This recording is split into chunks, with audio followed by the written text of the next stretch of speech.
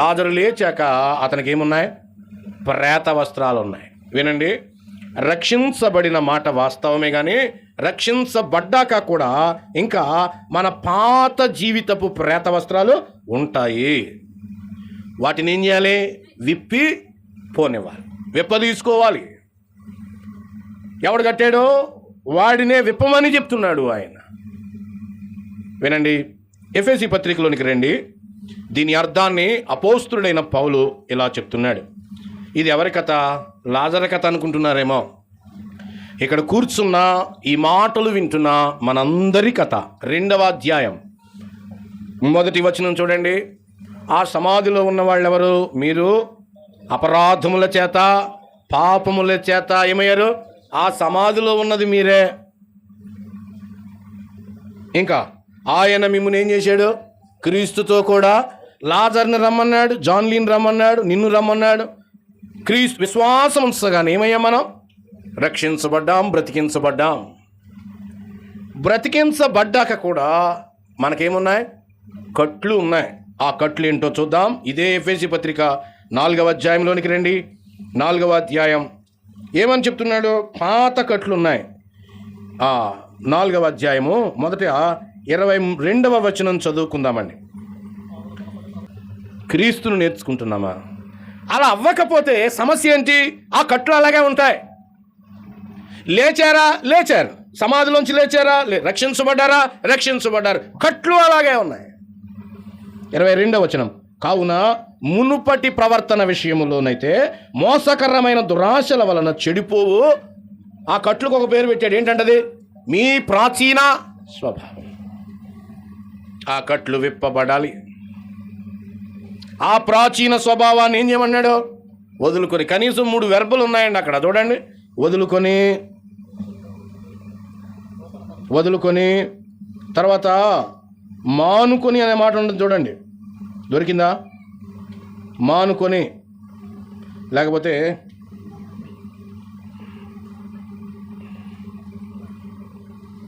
వదులుకొని. 25లో ఉందండి. అబద్ధమాడుట ఏం చేయాలట? 3 పనులు చేయండి. ఆ ప్రేత వస్త్రాలను ఏం చేయాలంటే, 1 వదలాలే, 2ది మానాలే.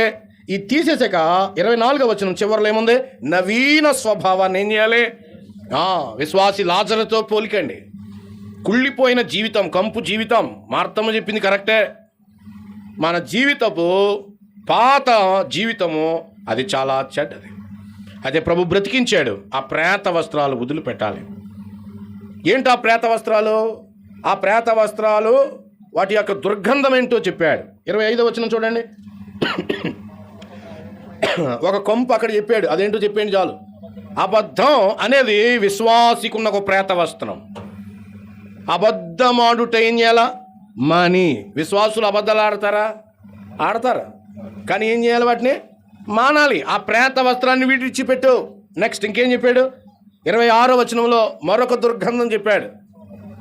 కోపపడుడి. అంటే సూర్యుడు అస్తమించే వరకు మీ కోపం ఏమవ్వకూడదు? కోపపడండి. కానీ ఆ సాయంకాలం లోపు దాని మీద మీరు యాక్షన్ తీసుకోవాలి. తీసుకోకపోతే అది ఒక దుర్గంధంగా నీ దగ్గర ఉండిపోతుంది. 3వది 27లో చెప్పాడు. అపవాదికి చూడు, దొంగిలవద్దు. Do not steel. మనది కాని దానిని మనము మన దగ్గర ఉంచుకోవడం దొంగతనము అని చెప్పాడు.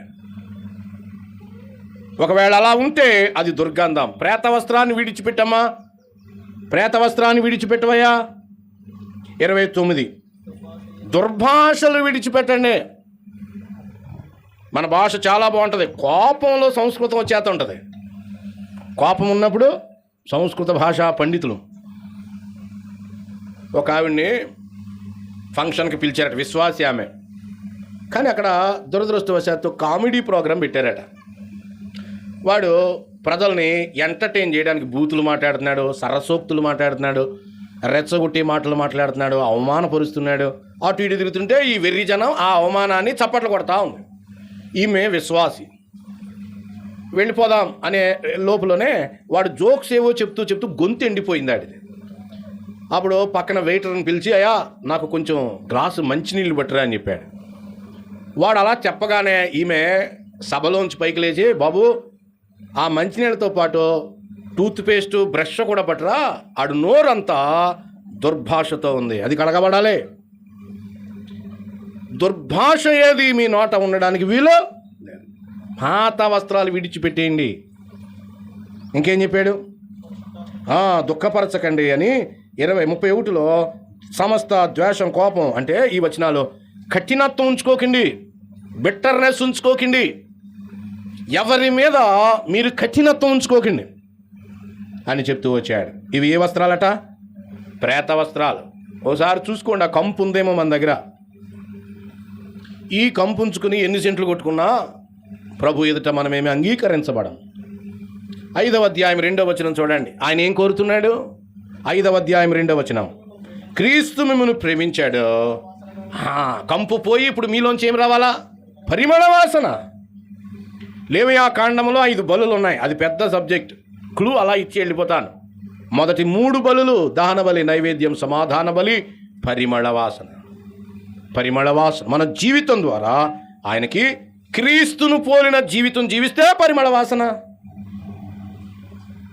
అలా అయితే పైకి మనం ఇలా ఉన్నాం, మన అంతరంగ పురుషుడు చనిపోయాడు, సువార్త వినగా లేచాడు. చూడండి 3వ అధ్యాయంలోనికి రండి. మనం పరిమళ వాసన ఫలించాలి అంటే 3వ అధ్యాయం 15వ వచనంలో ఒక అద్భుతమైనటువంటి మాట. ఈరోజు మీ జీవితంలో తప్పక ఇది మార్పు తీసుకొస్తుందని నేను బలంగా ప్రార్థిస్తున్నాను. మీరు బలపరచబడాలి. ఎక్కడ? అంతరంగ పురుషుని యందు ఏం చేయబడాలి? మనం 2 వ్యక్తిత్వాలను మోస్తున్నాం. ఒకటి బాహ్య పురుషుడు, రెండవది అంతరంగ పురుషుడు. చెయ్యలాగే ఉంచండి. ఇక్కడికి వద్దాం. కొరింథీయులకు రాయబడిన 2వ పత్రిక 4వ అధ్యాయంలోనికి రండి. 2 పురుషులను గురించి ఆయన చెప్తున్నాడు. ఏమన్నాడు? 16, కావున మేము అధైర్యపడము, మా బాహ్య పురుషుడు ఏమవుతున్నాడు? కృషించుచున్నాను, ఆంతర్య పురుషుడు ఏమవ్వాలి? మనలో ఆంతర్య పురుషుడు ఉన్నాడు. ఒకప్పుడు చచ్చిపోయాడు, సువార్త వినగా తిరిగి లేచాడు, అదే కొత్త జన్మ. ఆ చనిపోయిన అంతరంగ పురుషునికి సువార్త ద్వారా కొత్త జన్మ, దేవుని బిడ్డలమైపోయాం. అలా అయితే ఇప్పుడు గుర్తుపెట్టుకో, నీకు 2 ఉన్నారు, బాహ్య పురుషుడు అలాగే ఆంతర్య పురుషుడు. ఏమవ్వాలి? దినదినము నూతన పరచబడాలి. అదే పౌలు ఎఫెసీయులతో చెప్తూ అంతరంగ పురుషుడు ఏమవ్వాలి? బలపరచబడాలి, శక్తి పొందాలి. 2 పదాలు వాడాడు. వినండి, మన బాహ్య పురుషుడు ఉన్నాడు. సెన్స్ ఆర్గాన్స్ ఎలాగైతే ఉన్నాయో మన అంతరంగ పురుషునికి కూడా అలాగే ఉంటుంది. నేను ఆ మాటలు చెప్పి ముగిస్తాను. మన బాహ్య పురుషుడు బలంగా ఉన్నాడు. అందరూ 50 కేజీల పైనే ఉంటాం, 100కు దగ్గరలో ఉంటాడు నాలాంటి వాళ్ళు. బాహ్య పురుషుడు ఎలా ఉన్నాడు? బలంగా ఉన్నాడు. కానీ ఆంతర్య పురుషుడు బలంగా ఉన్నాడా? ఆంతర్య పురుషుని ద్వారానే జీవిస్తాం. మన శరీరము బాహ్య పురుషుడు బలంగా ఉన్నా లేకపోయినా ఆంతర్య పురుషుడు బలంగా ఉండాలి. అది నీవు తెలివైన వాడవు అయితే నీ ప్రధానమైన ఫోకస్ దాని మీదే. నీకు నువ్వు ఏదైనా మేలు చేసుకోవాలంటే this is the point where you can do good to your self. నీకు నువ్వు మేలు చేసుకోగలిగేది ఇక్కడే. ఇన్నర్ మ్యాన్ని స్ట్రెంగ్తెన్ చేసుకోవటం. మాకేం తెలుస్తలేదండి. ఇన్నర్ మ్యాన్ ఉన్నాడా? చాలామందికి స్పైడర్ మ్యాన్ తెలిసింది, iron man, spider man, water man, ice man కదా. ఇదే మ్యాన్, ఈ మ్యాను ఇన్నర్ మ్యాన్. ఇన్నర్ లోపల ఉన్నాడు. అతన్ని మనం గుర్తుపట్టాలండి. ఇన్నర్ మ్యాన్ని మనం మొదట చూద్దాం. చూడండి ఆయన ఎలా ఉంటాడు. మీ ఇన్నర్ మ్యాన్ని మీరు దర్శిస్తారు దయచేసి. కీర్తనల గ్రంథం 119. ప్రభువా ఇంతవరకు ఆయన చూడలేదు, పట్టించుకోలేదు. 119:18 అండి. 119:18. నీ ఇన్నర్ మ్యాన్ నువ్వు గమనించాలి. నీ అంతరంగ పురుషుడు. స్త్రీలైనా మ్యాన్ అని చెప్పడానికి అయితే పురుషుడని వాడాడు అంతే. స్త్రీలైన పురుషులైన అందరికీ ఇన్నర్ మ్యాన్. 119:18 అండి. నాన్న చదువు ధైర్యంగా, నువ్వేమి కంగారు పడుకో. అక్కడ లేని నేనేం చెప్పను, నువ్వు ధైర్యంగా చదవచ్చు. నీ ధర్మశాస్త్రమునందు ఆశ్చర్యకరమైన సంగతులు చూచుటకు ఏంట్రా? ఏ కళ్ళు? ఆ కళ్ళు, ఈ కళ్ళు తెరిస్తే కనబడవయ్యి. ఏ కళ్ళు తెరవబడాలి? నీ ఇన్నర్ మ్యాన్కి కళ్ళు ఉన్నాయి. అవి ఏమవ్వాలి? తెరవబడాలి. విశ్వాసము ద్వారానే తెరవబడతాయి. ఈ కళ్ళతో బైబిల్ అర్థం అవ్వదు. అంతరంగ పురుషుని యొక్క నేత్రాలతో ఏం చేయాలి మనం? ఇదే పౌలు చెప్తున్నాడు ఎఫెసీ పత్రిక 1లో ప్రార్థన చేస్తున్నాడు. మీ మనోనేత్రాలు ఏమవ్వాలి? తెరవబడాలి, వెలిగించబడాలి. Your inner man's eyes must be enlighten. Bible ఎందుకు అర్థం అవదో అంటే ఏ కళ్ళుతో చదువుతున్నాం? ఈ కళ్ళుతో. పని అవదండి. ఏ కళ్ళుతో చదవాలా? విధేయతతో ప్రభు పాదాల దగ్గరికి రా. He will enlighten. ఆయన నీ మనోనేత్రాలు ఎవరికి కనపడిన వాటిని నీకు చూపిస్తాడు ఆయన. నీ మనోనేత్రాలు. నెంబర్ 2, మత్తయి సువార్తలోనికి రండి. కళ్ళు అయిపోయినాయి కాబట్టి మన మనోనేత్రాలు చూస్తున్నాయా, మూసిపోయాయా? శుక్లాలు వచ్చేసేయండి. ప్రభువా మా కన్నులు తెరువు. 13వ అధ్యాయం మత్తయి సువార్త 9వ వచనం. ఇది మీ జీవితంలో, నా జీవితంలో రిమార్కబుల్ థాట్స్ అండి ఇవి. 13:9. చెవులు గలవాడు ఏంటండి? ఆ చెవులు లేవేటి వాళ్ళకి? చెవులు లేనివాడు ఎవడైనా ఉంటాడా? చెవులు లేనివాడు ఎవడైనా ఉంటాడా? చెవిటోడికి కూడా ఏముంటాయండి? అవి పనిచేయమంతే. చెవిటోడికి కూడా ఏముంటాయి? కానీ ప్రభు ఏం చెప్తున్నాడు? ఏ చెవుల గురించి చెప్తున్నాడు? ఆడి చెవులు తెరవాలా. మనకి చెవులు లేవేటి? ఎన్ని ప్రసంగాలు వింటున్నాం? ఏ చెవులతో విన్నాం? ఈ చెవులతో విన్నాం. ఒక మ్యూజియంలో 3 పుర్రెలు పెట్టారట. పుర్రెలు పెట్టి వీళ్ళు తెలివైన వాడు ఎవడో కనిపెట్టండి అని పంపారంటే పిల్లల్ని. మ్యూజియంలో చూసారట పిల్లలు. దానిలో ఒకటి తెలివైనడు ఒక వైర్ ఇమ్మన్నాడు, చిన్న వైర్ ముక్క ఇచ్చాడంట. ఆ వైర్ అట్టుకెళ్ళాడు, ఆ పుర్రె చెవిలో పెట్టాడట. ఒక పుర్రె ఈ చెవిలో పెడితే ఈ చెవిలోంచి బయటకు వచ్చేసిందంట వైరు. ఆడు అన్నాడంట, ఇది తెలివైనడు కాదండి, ఎందుకంటే ఒక చెవితో విని ఇంకో చెవితో ఏం చేస్తాడు? విడిచిపెట్టేస్తాడు. రెండో పుర్రె దగ్గరికి వచ్చాడట. ఆ చెవిలోంచి మళ్ళీ అది వైర్ పెడితే నోట్లోంచి బయటకు వచ్చేసిందంట. ఈడు వింటాడు కానండి, అందరికీ చెప్పేసి వేస్తాడు, కానీ ఈడు మాత్రం పాటించాడు. ఈడు తెలివైనడు కాదు. ఇంకొక పుర్రె చెవులో పెడితే అది లోపలికి వెళ్ళిందంట, హృదయంలోకి. ఈడు తెలివైనడు అండి. వీడి చెవులు తెలివైన చెవులు. ఎందుకంటే విని ఎక్కడ చేర్చుకుంటున్నాడు? విని విమర్శ, విని వదిలిపెట్టడం ఇవి కాదు. విని మాట్లాడటం కాదు. విని ఏం చేయాలా? హృదయంలోనికి చేర్చుకోవాలి. అందుకనే ప్రభు చెప్తున్నాడు, చెవులు గలవాడు వినుగాక. మన అంతరంగ పురుషునికి ఏమున్నాయి? చెవులు. అది మళ్ళీ పెద్ద పాఠం. చెవులకు సున్నతి అవసరం. చెవులకి ఏం కావాలి? సున్నతి అవసరం. సున్నతి కలిగిన చెవులకి ఆయన వాక్యం అర్థమవుతుంది. నేను ఆ జోలికి వెళ్ళటం లేదు. మళ్ళా 2, 3వది చూడండి. 34వ కీర్తన 8వ చరణం. 34వ కీర్తన 8. మన అంతరంగ పురుషునికి ఉన్న 3వ అవయవం ఇక్కడ కనబడుతుందండి. 34వ కీర్తన 8వ చరణం. రుచి చూడడానికి ఏం కావాలా? ఇది బిర్యానీ రుచి కాదు. ఏ రుచి? ఈ రుచి యెహోవా దయాళుడు లేదా ఉత్తముడు. Taste that the lord is good. ఆయన దయాళుడు అని మీరేం చేయాలట? రుచి చూచారా? పెరుగు రుచి తెలుసు మనకి, తేనె రుచి తెలుసు, మసాలాల రుచి తెలుసు, టీలు రుచి తెలుసు కదా. ప్రభు దయాళుడని రుచి చూచాడా? నీ ఇన్నర్ మ్యాన్, నీ అంతరంగ పురుషుడు దినదినము ఆయన దయాళుత్వాన్ని, ఆయన మంచితనాన్ని రుచి చూచే అనుభవం కలిగి ఉన్నాడా? అపోస్తుల కార్యాలు 17:27 అండి. అపోస్తుల కార్యముల గ్రంథం 17వ అధ్యాయం 27వ వచనం. యావత్ భూమి మీద కాపురముండుటకు ఒకరి నుండి, ఆదాము నుండి ప్రతి మనుష్యుణ్ణి సృష్టించాడు. దేవుణ్ణి ఏం చేస్తారట? తడవలాడటం అంటే టచ్ అనమాట. మన స్కిన్ ఎలా అయితే ఉందో అవుటర్ మ్యాన్కే, ఇన్నర్ మ్యాన్కి కూడా తడువులాడే ఎబిలిటీ ఉంది. ఎవరిని తడువులాడతాడు? దేవుణ్ణి. నీ ఇన్నర్ మ్యాన్ చూడండి, పాపపు కుష్ఠరోగం ఉంటే టచ్ తెలియదు వాళ్ళకి. అందుకనే ప్రభు, నాకు ఇష్టమే నువ్వు శుద్ధుడువు కా. బైబిల్లో కుష్ఠరోగుల గురించి ఎందుకు చెప్పబడింది? వివక్షతో చెప్పబడలేదు. నీ ఇన్నర్ మ్యాన్కి కుష్ఠరోగం కనుక ఉంటే నువ్వు ఆయన తాకలేవు, తెలియడు నీకు. నాకు ఇష్టమే శుద్ధుడువు కా. తక్షణమే ప్రభుని తాకి, యోహాను చెప్తున్నాడు, మేము తాకేమో, నిదానించి చూచాము, ఆయన మాటలు చెవులారా విన్నా. వి టచ్డ్ హిమ్ అంటే ఏంటి? యేసు ప్రభుకు షేక్ హ్యాండ్ ఇచ్చాడని కాదు, మా ఇన్నర్ మ్యాన్ తోటి దేవుని స్పర్శ మాకు తెలుసు. We know his touch. ఆ టచ్ తెలక ఈడు చెయ్యటి టచ్ అంటున్నాడు ఇక్కడ. Bible never said that. Touch అంటే పడిపోవడం గురించి బైబిల్ ఎప్పుడు చెప్పలేదు. తడవలాడడం, మన ఇన్నర్ మ్యాన్ తోటి ఆ ప్రియ ప్రభువుని కనుగొనడం. తర్వాత 51వ కీర్తన చూడండి, 7వ చరణం. ఈ ఇన్నర్ మ్యాన్కి ఏం కావాలి? 51వ కీర్తన 7వ చరణం. What this inner man really needs.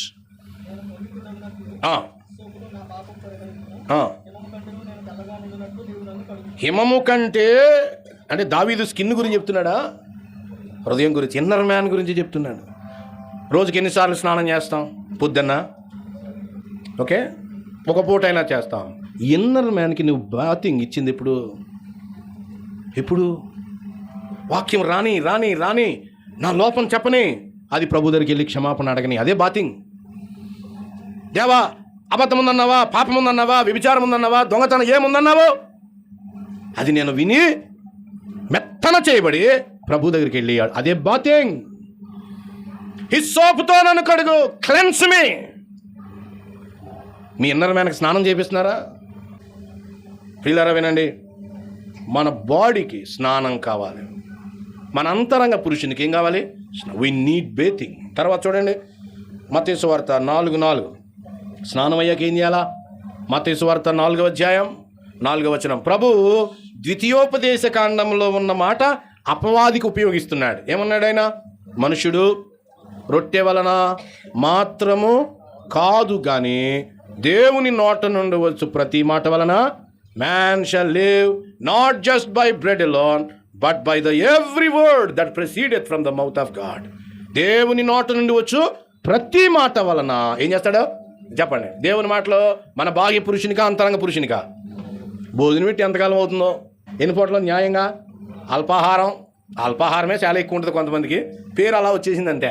అల్పాహారం, తర్వాత మధ్యాహ్నం, తర్వాత సాయంకాలం ఉపాహారం, ఫలహారం, సాయంకాలం మళ్ళీ భోజనం కదా, 4 తింటాం. మళ్ళీ మధ్యలో ఎన్ని ఉంటాయో? ఉడకబెట్టిన విత్తనాలు, పుచ్చకాయ చిన్న చిన్న ముక్కలు కదా, ఇవన్నీ దేనికి? బాహ్యశ్చర్య. మరి అంతరంగ పురుషునికి ఆదివారం ఒక వర్తమానం అంతే, అది దేవుని దాసుడు ఆత్మపూర్ణుడైతే వచ్చింది, లేకపోతే లేదు. అంతరంగ పురుషుడు చాలా మందిలో వెంటిలేటర్ మీద ఉన్నాడండి. ప్రార్థన చేసుకోలేడు, వాక్యాన్ని గ్రహించలేడు, ఊపిరి తీసుకోలేడు. ఈ సమస్య గుర్తించక కేవలం మన 2 సంఘాల కొరకే నేను ప్రారంభించాను డైలీ డివోషన్. అది ఇతరులు చూసి వాళ్ళు చదువుకుంటా ఉన్నారు. ప్రతిరోజు 1 గంట సేపు ఉదయాన్నే ప్రభు పాదాల దగ్గర పోషణ, బ్రేక్ఫాస్ట్ ఇవ్వండి, భోజనం ఇవ్వండి. ఎవరికి? అంత ఏడుతున్నాడు లోపల. వాక్యం తెలదు, ప్రార్థన ఎక్కువసేపు వంగలేమో, కూటంలో కూర్చోలేమో, వాక్యం వినలేమో, దైవికమైన నిర్ణయాలు చేయడం ఎంత కష్టం, బలం లేదు. అంతరంగ పురుషునికి బొవ్వెట్టి ఎంతకాలం అవుతుంది? ఫీడ్ హిమ్, భోజనం ఇవ్వండి. ప్రభు యాయీరు కుమార్తెను లేపాక ఆ మాట చెప్పాడండి. ఏమన్నాడు? ఆమెకు భోజనం. ఇన్నర్ మ్యాన్కి ఏం కావాలా? భోజనం కావాలి. విశ్వాసులారా, భోజనం పెట్టండి. చిక్కిపోయాడు మీ అంతరంగ పురుషుడు, బలహీన పడిపోయాడు, ఏ దుర్బోధకైనా తిరిగిపోతున్నాడు, ఏ చెడ్డ ఆలోచన అయినా అలవాటుని వదలలేకపోతున్నాడు, చిక్కిపోయాడు. అమ్నోనుతోటి స్నేహితుడు అడిగాడండి, రాజకుమారుడు అయిన నీవు చిక్కుపోతున్నావు. వాడు చిక్కిపోయింది పాపానికి లేండి. దేవుని పిల్లలు ప్రేమ విషయంలో పోషించబడు, క్షమాపణ, దీనత్వం, ఆనందం, పరిశుద్ధత, సంపూర్ణమైన పోషణ. ఎఫెసీ పత్రిక అద్భుతం. విందుశాలకు తీసుకుని వచ్చేసాడు మనల్ని. ఆయన బల్లను చూడండి, క్రీస్తును నేర్చుకునేటట్టుగా నీవు ఎంత దృఢంగా ఉండాలో. తర్వాత తిమోతి 1వ పత్రిక చూడండి. ఈ ఇన్నర్ మ్యాన్కే ఇంకొకటండి, లాస్ట్ది చెప్తాను. ఆ తిమోతి 1వ పత్రిక 4వ అధ్యాయం 7-8 వచనాలు. తిమోతి 1వ పత్రిక 4వ అధ్యాయం 7-8 వచనాలు. అంతే, ముసలమ్మ ముచ్చట్లకు విసర్జించు. దేవభక్తి విషయంలో సాధకమైన ఎక్సర్సైజ్ చేయి. నీకు నీవే ఏం చేయాలా? కసరత్తు చేయి. బాహ్య పురుషుడా, అంతర్య పురుషుడా? తర్వాత ఇంకొక లైన్లో బాహ్య పురుషుడి గురించి కూడా చెప్పాడా? బాహ్య పురుషుడు శరీర సంబంధమైన సాధకము కొంచెము మట్టుకే. బయట ఎక్సర్సైజ్ చేస్తే కండలు వస్తాయి, గుండె ఆరోగ్యం బాగుంటుంది కదా, మన అన్నీ బాగుంటాయి. ఏది? బాహ్య సంబంధమైంది. కానీ దైవభక్తి ఇప్పటి జీవ విషయంలోనూ రాబో జీవ విషయంలో ఏముందట? ఆ వాగ్దానంతో కూడినదైనందున అన్ని విషయములలో ప్రయోజనం, ద బెనిఫిట్. మరి అంతరంగ పురుషుని చోటి ఏం చేయించాలి? మనం ఎక్సర్సైజ్ చేయించాలా, సాధకము చేయించాలి. ఆ సాధకమే శోధనలోకి తీసుకెళ్తాడు, ఆ సాధకమే శ్రమల్లోకి తీసుకెళ్తాడు, ఆ సాధకమే నిరాశలోకి తీసుకెళ్తాడు. దానిలో మనము భక్తిని ఏం చేయాలి? సాధకం చేయాలి. వాని కట్లు విప్పి పొన్నవండి. మన అంతరంగ పురుషునికి ఏమేమి కట్లు ఉన్నాయో కళ్ళు ఉంచుదాం, ప్రార్థన చేద్దాం. ఏమేమి కట్లు ఉన్నాయో చూడండి, ఒకసారి ఆలోచించుకోండి. అంతరంగ పురుషుడు బలంగా ఉన్నాడా? నిర్లక్ష్యం చేశారా? ఆరోగ్యంగా ఉన్నాడా? అంతరంగ నేత్రాలతో చూడగలుగుతున్నారా? బాహ్య శరీరానికి ఇచ్చిన ప్రాధాన్యత, కట్లు విప్పి పోనిచ్చేమా? ఇంకా అట్లాగే కట్లున్నాయా? మనం ఆలోచించ ఒక్క నిమిషం అలాగే ప్రభు పాదాల దగ్గర మనల్ని క్షమాపణ వేడుకుందాం, బలపరచమని అడుగుదాం, ఈ విషయాల్లో నిలపమని అడుగుదాం. ఈ వర్తమానం చాలా ప్రాముఖ్యమైనటువంటిది. ఒక నిమిషం, నీ ఆంతర్య పురుషుడు బ్రతికాడా? ఇంకా బతకకపోతే ప్రభువైన యేసుక్రీస్తునందు ఇప్పుడే విశ్వాసం ఉంచాలి. అప్పుడే మీకు ఆంతర్య పురుషుడు మా అపరాధముల చేత పాపముల చేత చచ్చిన వాడు తిరిగి లేపబడతాడు. అప్పుడు నీ నూతన జీవితం ప్రారంభించబడుతుంది. కట్లు విప్పి పోనీయడి.